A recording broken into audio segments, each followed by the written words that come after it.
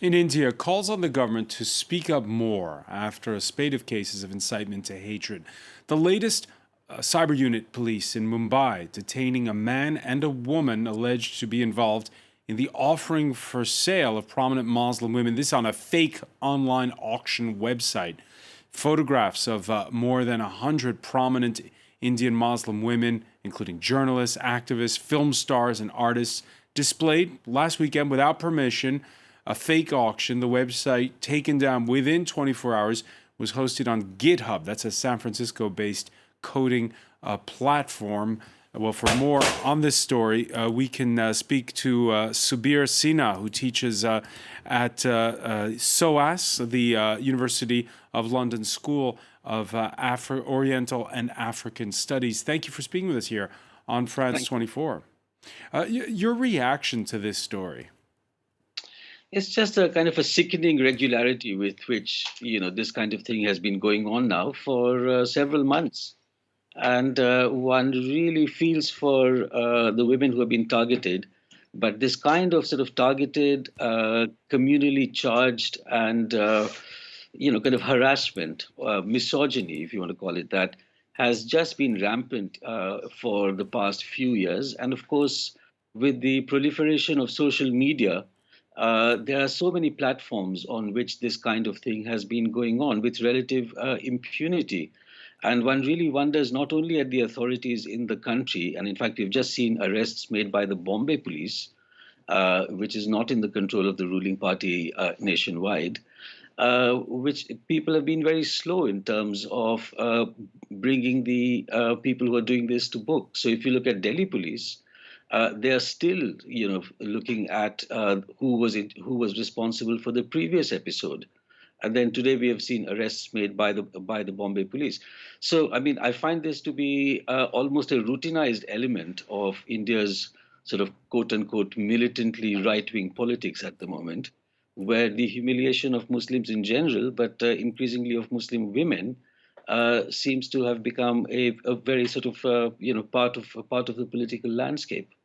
Yeah, and like you say, there's this mix between incitement to hatred and then the fueling of it over social media. In the northern Uttarakhand state, police last week opened a probe after outrage over videos posted to social media from a religious gathering. This was in the northern city of Haridwar.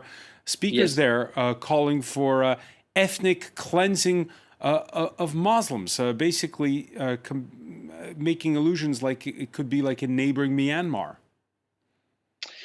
Well, I mean, Haridwar is one of the holiest cities in Hinduism. So the use of that space for holding these kinds of so-called dharam sansads or kind of religious meetings, many of them attended by and addressed by so-called Hindu holy men who are very close to ruling party politicians at national level and at state level.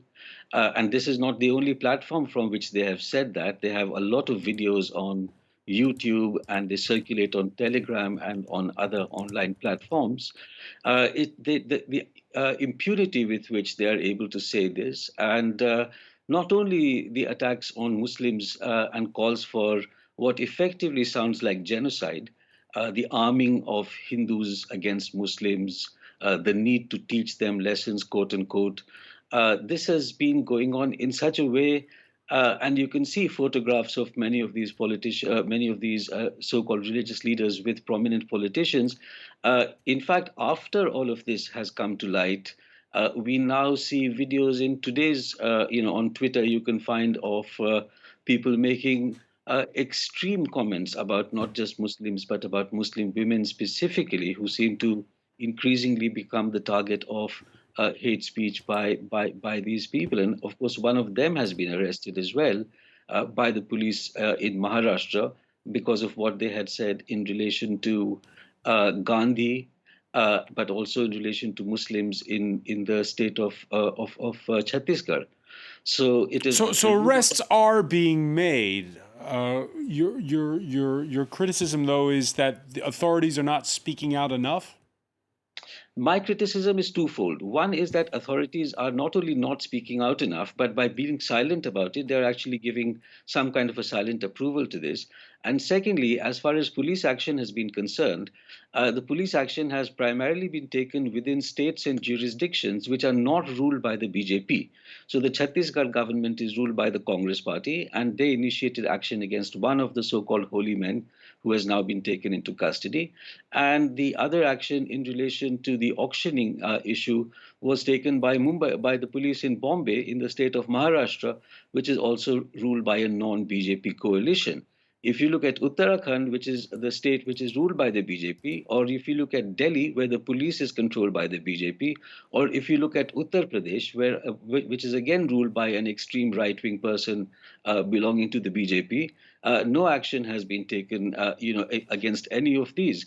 And of course, two of these states are also going to go into elections in the coming months. So one feels that apart from everything else, there's a very cynical use of hate speech by these kinds of figures who seem to enjoy impunity in terms of consolidating the vote bank of the ruling party, given that on the policy front, their performance has been dismal and there's a lot of anger against them. So one fears whether this will actually be ramped up in the coming weeks, and I hope not. Right, and by the way, it's not just Muslims we're talking about. In the last few Yes, days, we've been following the tale of a school lunch cook. yes, This drawing attention to discrimination against Dalits. It's in the Champawat district of the northern Uttarakhand state. Again, this near Nepal. She was a new hire, 32 years old, Sunita Davi, her name. She was fired maybe, after yes. the complaints of upper caste students. The Indian Express newspaper reports that a few days later, 21 Dalit students at the school retaliated by refusing to eat the meal cooked by Vimlesh, the other cook, saying she was a Brahmin. The middle school has since reinstated Davi. We don't know how it's going to pan out because right now they're on school break, but apparently they're going to have two cooks instead of one. Your reaction to this story? Well, look, I mean, violence against, humiliation of, discrimination against, their marginal, Dalits have been at the receiving end of all kinds of negative forces from not just the Indian state, but also, within society generally. In fact, just a few weeks ago, before this particular incident happened, there was a Dalit man in the same state who had been killed because he was impudent enough to have eaten with upper caste men in a wedding. And of course, we hear all kinds of stories from across the country of Dalits being beaten up for keeping a mustache or riding a horse, things which are connected to apparently the upper castes. Now, previously, when these things used to happen, and of course, we've had a history of anti Dalit violence all across the country, the government would be on the defensive and they would basically try to make amends. But right now, I think we are at a particular low point in Dalit politics and the politics of Dalit representation. Their own political parties have, by and large, disintegrated. Paradoxically, the BJP has the largest number of Dalit members of parliament. In this particular case, there are also local issues involved. For example, the politics within the village council and so on. Units like the parent teachers association.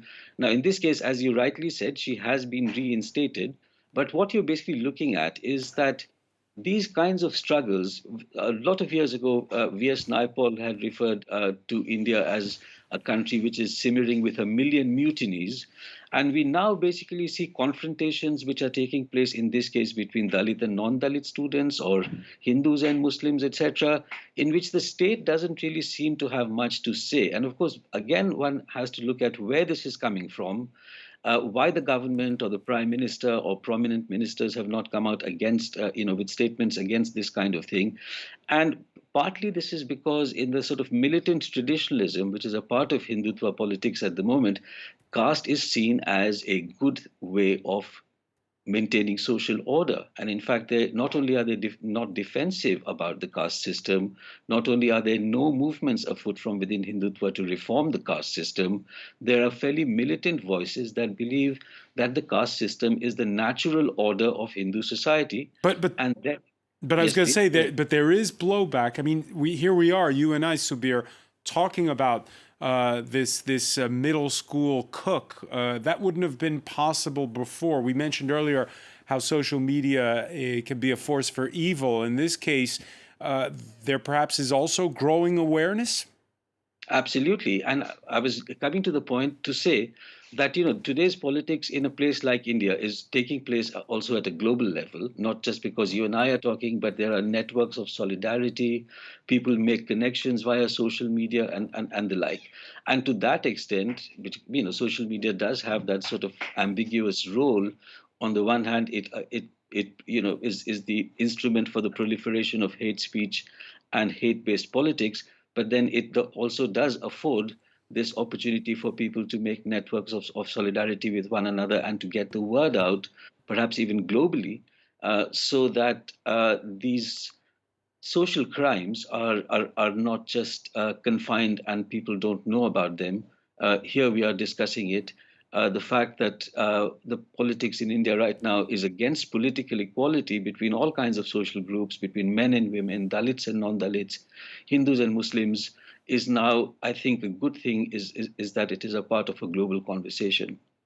Subir Sinha, Reader and Development Studies at SOAS, the University of London School of Oriental and African Studies. Many thanks for being with us from London.